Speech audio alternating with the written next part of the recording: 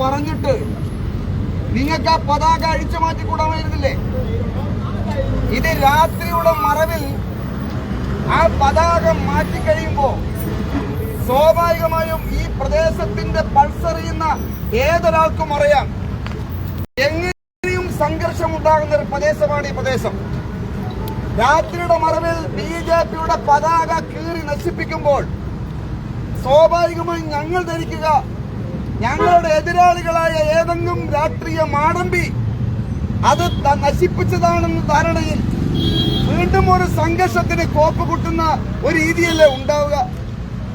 ഇവിടെ സംയമനം ഉണ്ടാക്കേണ്ട, നീതി നടപ്പിലാക്കേണ്ട പോലീസുകാർ ഈ രാത്രിയുടെ മറവിൽ ആരും കാണാതെ വന്ന് ഈ പതാക നശിപ്പിച്ചു കഴിഞ്ഞാൽ ഞാൻ ചോദിക്കട്ടെ ശ്രീമാൻ CI ബാബുവിനോട്, ഈ ബിജെപിയുടെ ഒരു പതാക നശിപ്പിച്ചതുകൊണ്ട് ഈ പാർട്ടി ഇല്ലാതാക്കാമെന്ന് ഈ പ്രദേശത്ത് ഈ പാർട്ടി വളർന്നത് ചുവന്ന പരവതാനി വിരിച്ചിട്ട് നടന്നു പോയിട്ടല്ല, കൊണ്ടും കൊടുത്തിട്ട് തന്നെയാണ് ഈ രാഷ്ട്രീയ പാർട്ടിയെ ഈ മേഖലയിൽ മാർക്സിസ്റ്റ് പാർട്ടിയുടെ ശക്തി കേന്ദ്രത്തിൽ ഈ പാർട്ടിയെ വളർത്തിയിരിക്കുന്നത്. അതിന്റെ തെളിവാണ് ഇന്നിവിടെ കൂടിയിരിക്കുന്ന ചെറുപ്പക്കാർ. ഇവിടെ ബിജെപി എന്ന് പറഞ്ഞ മുദ്രാവാക്യം വിളിച്ചാൽ അടിച്ചൊതുക്കുന്ന ഒരു രാഷ്ട്രീയ സാഹചര്യം ഉണ്ടായിരുന്നു ഒരു കാലത്ത്. അതൊക്കെ കഴിഞ്ഞു മക്കളെ. ഇത്രയും കാലം നിങ്ങൾ ബിജെപിയെ ഇല്ലാതാക്കാൻ വേണ്ടി ശ്രമിച്ചു. പക്ഷേ നിങ്ങളുടെ ഓരോ അക്രമവും ഓരോ അടിയും ഓരോ പ്രദേശത്തും നൂറുകണക്കിന് ബിജെപി പ്രവർത്തകന്മാർ വളർന്ന് പന്തലിക്കുന്ന കാഴ്ചയാണ് നമുക്ക് കാണാൻ സാധിക്കുന്നത്. ഇവിടെ CI മാന്യനാണെന്നൊക്കെയാണ് പറയുന്നത്. ഞങ്ങൾക്കറിയാൻ സാധിച്ചിരിക്കുന്നത് മുൻകാലത്ത് അദ്ദേഹം ഒരു SFIയുടെയും DYFയുടെയും ഗുണ്ടയാണ്.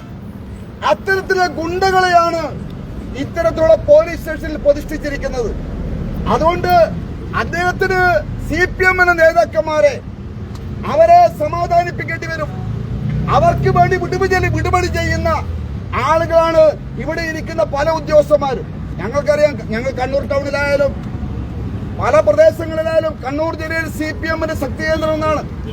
ആ പ്രദേശത്തെല്ലാം തന്നെ ഒരു കാലത്ത് DYFയുടെ കൊടി പിടിച്ച് RSSകാരനെയും BJPക്കാരനെയും പരസ്യമായി ആക്രമിച്ച ആളുകൾ പോലീസുകാരായി പല സ്റ്റേഷനിൽ അവർ പ്രതിഷ്ഠിച്ചിട്ടുണ്ട്. അതുകൊണ്ട് നീതി കിട്ടുമെന്നൊന്നും ഞങ്ങൾ ആഗ്രഹിക്കുന്നില്ല. നീതി കിട്ടില്ല നമുക്ക് കൃത്യമായിട്ട് അറിയാം. ഞങ്ങൾക്ക് ഈ പോലീസുകാരോട് പറയാനുള്ളത്, ഇവിടെ നീതി നടപ്പിലാക്കേണ്ടത് നിങ്ങളാണ്.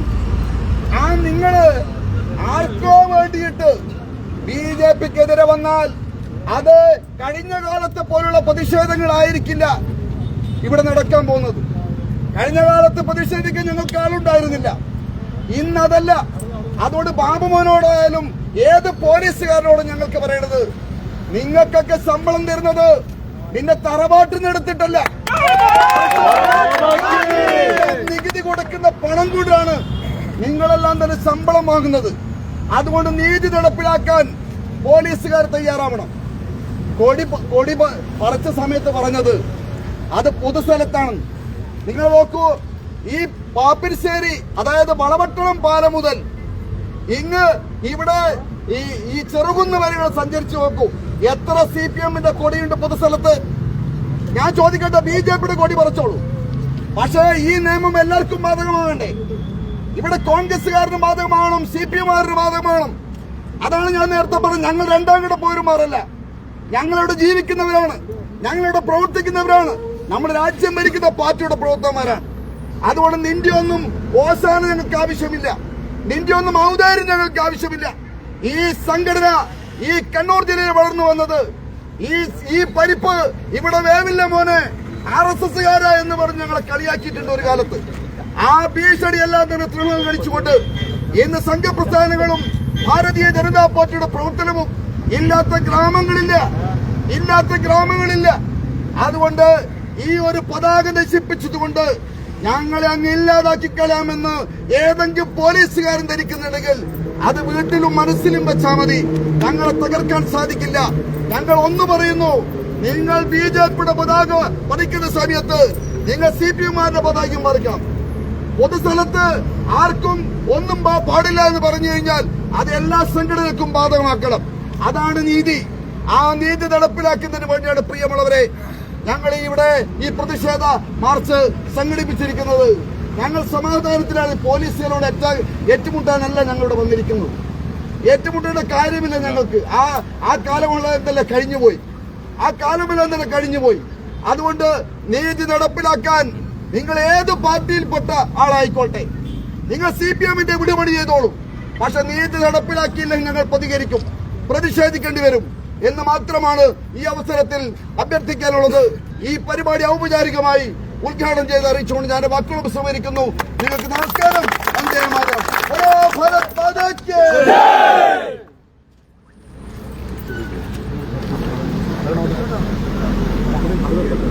അങ്ങോട്ടേക്ക് എല്ലാവരും തിരിച്ചങ്ങോട്ടേക്ക്.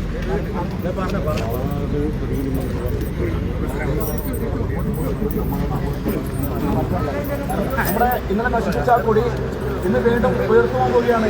ഈ പ്രകടനം തിരിച്ച് നമ്മുടെ ചൈനയിൽ പോയി വീണ്ടും ആ കൊടിമരം അവിടെ സ്ഥാപിച്ചുകൊണ്ട് ഈ ബാബുമോനെ വെല്ലുവിളിച്ചുകൊണ്ട് ശ്രീ സന്ദീപ് വൈസ്പതി അവരുടെ സാദരപൂർവ്വം ക്ഷണിച്ചുകൊള്ളുന്നു. എല്ലാവർക്കും നമസ്കാരം.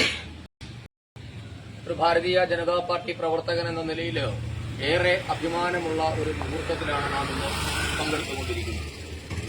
ഇന്നേക്ക് 46 വർഷങ്ങൾക്ക് മുൻപാണ് ബോംബെയിൽ നടന്ന സമ്മേളനത്തിൽ ഭാരതീയ ജനതാ പാർട്ടി സ്ഥാപിതമാകുന്നത്. ശ്രീമാൻ അടൽ ബിഹാരി വാജ്പേയി ആദ്യ അധ്യക്ഷനായി ചുമതലയേറ്റ BJP നമുക്കൊക്കെ അറിയുന്നതുപോലെ ജനസംഘത്തിന്റെ പിന്തുടർച്ചയായിരുന്നു. ഇടയ്ക്ക് വെച്ച് ജനസംഘം പിരിച്ചുവിട്ടാണ് നാം ഭാരതീയ ജനതാ പാർട്ടി രൂപീകരിച്ചത്. 1980 BJP രൂപീകരിക്കുന്ന കാലഘട്ടം മുതൽ ഒരുപക്ഷെ ഒരു 2090കളുടെ അവസാന പാദം വരെ ഭാരതീയ ജനതാ പാർട്ടി അനുഭവിച്ചു വന്നിരുന്ന കുത്തുവാക്കുകൾ, അപമാനം ഒക്കെ നമുക്കെല്ലാവർക്കും അറിയുന്നതാണ്. ഒരുപക്ഷെ നിങ്ങളുടെയൊക്കെ ജീവിതത്തിൽ നിങ്ങളെല്ലാവരും അത് നേരിട്ട് അനുഭവിച്ചിട്ടുള്ളതുമാണ്. ഒരു BJP-കാരൻ എന്ന് പറഞ്ഞാൽ നേരിട്ടിട്ടുള്ള അപമാനം, അപഹാസം, പരിഹാസം ഒക്കെ മറികടന്നാണ് ഭാരതീയ ജനതാ പാർട്ടി ഇന്ന് ലോകത്തിലെ ഏറ്റവും വലിയ ജനാധിപത്യ പാർട്ടിയായി മാറിയിരിക്കുന്നത്. ചൈനീസ് കമ്മ്യൂണിസ്റ്റ് പാർട്ടിയെ പിന്തള്ളി 16 കോടി അംഗങ്ങളുമായി BJP ലോകത്തിലെ ഏറ്റവും വലിയ ഒരു പൊളിറ്റിക്കൽ പാർട്ടിയായി ഇന്ന് മാറിയിരിക്കുന്നു. എന്ന് മാത്രമല്ല, കഴിഞ്ഞ 11 വർഷക്കാലമായി ഭാരതത്തെ ലോകത്തിലെ ഏറ്റവും മികച്ച രാഷ്ട്രമാക്കുന്നതിന് വേണ്ടിയിട്ടുള്ള ശ്രമങ്ങളിലാണ് BJP ഏർപ്പെട്ടിട്ടുള്ളത് എന്ന് നമുക്ക് എല്ലാവർക്കും അറിയാം. 2014 ഭാരതീയ ജനതാ പാർട്ടി അധികാരത്തിൽ വരുന്നതിന് മുമ്പ് നമ്മുടെ രാജ്യത്തിന്റെ അവസ്ഥ എന്തായിരുന്നു എന്ന് നാം ചിന്തിക്കുന്നത് വളരെ നന്നായിരിക്കും. അന്ന് ലോകത്തിലെ ഏറ്റവും അഴിമതി നിറഞ്ഞ ഒരു രാജ്യം, കെടുകാര്യസ്ഥതയുള്ള ഒരു രാജ്യം എന്നായിരുന്നു ഭാരതം അറിയപ്പെട്ടിരുന്നത്. പക്ഷേ നരേന്ദ്രമോദിയുടെ 10 വർഷത്തെ ഭരണം പൂർത്തിയായി 11ാം വർഷത്തിലേക്ക് കടക്കുമ്പോൾ ഇന്ന് ഭാരതത്തിൽ അഴിമതി എന്നത് കേട്ടുകേഴ്വി പോലുമില്ലാത്ത ഒരു സംഭവമായി മാറിയിരിക്കുന്നു. BJP അധികാരം ഏറ്റെടുക്കുമ്പോൾ ഭാരതത്തിന്റെ സമ്പദ് വ്യവസ്ഥ എന്നുള്ളത് ലോകത്തിലെ ഏറ്റവും ദുർബലമായ, ഏറ്റവും തകർച്ച നേരിടുന്ന 10 സമ്പദ് വ്യവസ്ഥകളിൽ ഒന്നായിരുന്നു ഭാരതമെങ്കിൽ ഇന്ന് BJPയുടെ 11 വർഷത്തെ ഭരണം പൂർത്തിയാകുമ്പോൾ നാം ലോകത്തിലെ ഏറ്റവും സുശക്തമായ 3 രാഷ്ട്രങ്ങളിൽ ഒന്നായി മാറിയിരിക്കുന്നു. ഏറ്റവും സുശക്തമായ സാമ്പത്തിക ഘടനയുള്ള 3 രാജ്യങ്ങളിൽ ഒന്നായി മാറിയിരിക്കുന്നു എന്നത് ഏതൊരു BJP-കാരനെയും സംബന്ധിച്ച് അഭിമാനിക്കാവുന്ന വകയാണ്. BJP അധികാരം ഏറ്റെടുത്തതോടുകൂടിയാണ് ഭാരതം പുതിയൊരു പന്ഥാവിലേക്ക് പ്രവേശിച്ചത്. 947 സ്വതന്ത്രമായ ഭാരതം അതിന്റെ 100ാം വർഷം, സ്വാതന്ത്ര്യത്തിന്റെ 100ാം വർഷം 2047 ആഘോഷിക്കുമ്പോൾ നമ്മളെല്ലാവരും സ്വപ്നം കാണുന്നത് പരം വൈഭവത്തിലെത്തുന്ന ഒരു ഭാരതത്തെ പറ്റിയാണ്. അല്ലെങ്കിൽ ലോകത്തിലെ സുശക്തമായ, സുഭദ്രമായ 1ാം നമ്പർ രാഷ്ട്രം എന്ന ഒരു പദവിയിലേക്ക് ഭാരതം എത്തണമെന്നാണ് നമ്മുടെ എല്ലാവരുടെയും ആഗ്രഹം. അതിനുള്ള പ്രവർത്തനങ്ങളാണ് കഴിഞ്ഞ 10 വർഷമായി BJP ചെയ്തുകൊണ്ടിരിക്കുന്നത്. അപ്പൊ നമ്മെ സംബന്ധിച്ചിടത്തോളം ഭരണം എന്നുള്ളത് കേവലം രാഷ്ട്രീയത്തിന്റെ ഉപജീവന മാർഗത്തിന് വേണ്ടി അല്ലെങ്കിൽ രാഷ്ട്രീയത്തിന്റെ ഒരു ഉൽപ്പന്നം എന്ന നിലയിലല്ല നമ്മൾ അധികാരത്തെ കണ്ടിട്ടുള്ളത്. മറിച്ച് ഈ രാജ്യത്തെ, നമ്മൾ ഏത് രാജ്യത്തിന്റെ ഭരണമാണോ ഏറ്റെടുത്തിരിക്കുന്നത് ആ രാജ്യത്തെ ലോകത്തിലെ ഏറ്റവും മികച്ച രാഷ്ട്രമാക്കുക എന്ന വലിയ ദൌത്യം ഏറ്റെടുത്തിരിക്കുന്നവരാണ് നമ്മളെല്ലാവരും. നമ്മുടെ പാർട്ടി അഭിമാനത്തോടുകൂടി നമുക്ക് പറയാം, ഈ രാജ്യത്തെ അതിന്റെ പരമമായ വൈഭവത്തിലേക്ക് നയിച്ചുകൊണ്ടിരിക്കുന്നു. ലോകത്തിലെ ഏറ്റവും ശക്തമായ രാഷ്ട്രം, ഏറ്റവും കൂടുതൽ യുവാക്കളുള്ള രാഷ്ട്രം, ഏറ്റവും കൂടുതൽ സ്റ്റാർട്ടപ്പ് കമ്പനികൾ തുടങ്ങുന്ന രാഷ്ട്രം, ഏറ്റവും കൂടുതൽ സ്വയം തൊഴിൽ കണ്ടെത്തുന്ന ചെറുപ്പക്കാരുള്ള രാഷ്ട്രം, ലോകത്തിൽ ഏറ്റവും വേഗത്തിൽ വളരുന്ന സമ്പദ് വ്യവസ്ഥയുള്ള രാഷ്ട്രം, ലോകത്തിൽ ഏറ്റവും കൂടുതൽ വേഗത്തിൽ ദേശീയപാതകൾ ഉണ്ടായിക്കൊണ്ടിരിക്കുന്ന രാഷ്ട്രം, ഇങ്ങനെ ലോകത്തിലെ ഏറ്റവും കൂടുതൽ മൊബൈൽ ഫോണുകൾ, ഇലക്ട്രോണിക് ഉൽപ്പന്നങ്ങൾ ഉൽപ്പാദിപ്പിക്കുന്ന രാഷ്ട്രം, ഒരു ഇറക്കുമതി രാജ്യം എന്ന നിലയിൽ നിന്ന് കയറ്റുമതിയിലേക്ക് നമ്മുടെ രാഷ്ട്രം കടന്നിരിക്കുന്നു. ഇലക്ട്രോണിക്സ് ഉൽപ്പന്നങ്ങളുടെ കാര്യമായാലും, ആയുധമായാലും, ഭക്ഷണമായാലും, സാങ്കേതിക വിദ്യയായാലും, മാനവ വിഭവശേഷിയായാലും എല്ലാം ലോകത്തിലേക്ക് ഏറ്റവും കൂടുതൽ കയറ്റുമതി ചെയ്യുന്ന രാജ്യമായി ഇന്ന് ഭാരതം മാറിയിരിക്കുന്നു.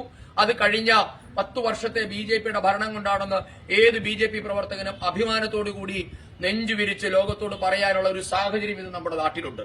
അപ്പൊ ഈ മാവേലിക്കരയിലും നമുക്ക് അതിനനുസരിച്ചുള്ള ഒരു മാറ്റം ഉണ്ടാകേണ്ടതുണ്ട്. നമ്മളുടെയൊക്കെ പ്രവർത്തന കാലഘട്ടത്തിൽ തന്നെ നമ്മെ സംബന്ധിച്ചിടത്തോളം മാവേലിക്കര മുനിസിപ്പാലിറ്റിയും മാവേലിക്കര അസംബ്ലി നിയോജക മണ്ഡലത്തിൽ നിന്നൊരു MLA ഉണ്ടാവുക എന്നതാണ് സ്വപ്നം. അത് അതിവിദൂരമല്ല എന്ന് നമ്മൾക്കറിയാം. അതിനുവേണ്ടി നിങ്ങളെല്ലാവരും എല്ലാവിധ വൈജാത്യങ്ങളെയും വൈരുദ്ധ്യങ്ങളെയും മറികടന്നുകൊണ്ട് എല്ലാ അഭിപ്രായ വ്യത്യാസവും മാറ്റിവെച്ചുകൊണ്ട് അടുത്ത 6 മാസക്കാലത്തേക്ക് ഏകോദര സഹോദരങ്ങളെ പോലെ ഐക്യത്തോടുകൂടി പ്രവർത്തിക്കാം എന്ന് ഈ വേളയിൽ നമുക്ക് എല്ലാവർക്കും പ്രതിജ്ഞയെടുക്കണം. ഈ സ്ഥാപന ദിനത്തിൽ നമുക്ക് എടുക്കാവുന്ന ഏറ്റവും വലിയ പ്രതിജ്ഞ എന്നുള്ളത് മാവേലിക്കരയിൽ നിന്നൊരു MLA ഉണ്ടാവുക, മാവേലിക്കര മുനിസിപ്പാലിറ്റി ഭാരതീയ ജനതാ പാർട്ടി ഭരിക്കുക എന്നതാണ്. അതിനുവേണ്ടി നിങ്ങളുടെ എല്ലാവരുടെയും പ്രയത്നം ഉണ്ടാകണം. എല്ലാവരുടെയും സഹകരണം അഭ്യർത്ഥിച്ചുകൊണ്ട് ഈ സ്ഥാപന ദിനത്തിൽ പങ്കെടുത്ത എല്ലാ സഹപ്രവർത്തകരെയും അഭിനന്ദിച്ചുകൊണ്ട് അഭിമാനബോധമുള്ള BJP പ്രവർത്തകനായി പൊതു രംഗത്തേക്ക് ഇറങ്ങി, പൊതു സമൂഹത്തിലേക്ക് ഇറങ്ങി നമ്മുടെ ആശയങ്ങൾ പ്രചരിപ്പിക്കാൻ എല്ലാവരും മുൻകൈ എടുക്കണമെന്ന് മാത്രം അഭ്യർത്ഥിച്ചുകൊണ്ട് എല്ലാ അംഗങ്ങൾക്കും പാർട്ടിയുടെ പിറന്നാൾ ആശംസകൾ നേർന്നുകൊണ്ട് നിർത്തുന്നു. നമസ്കാരം.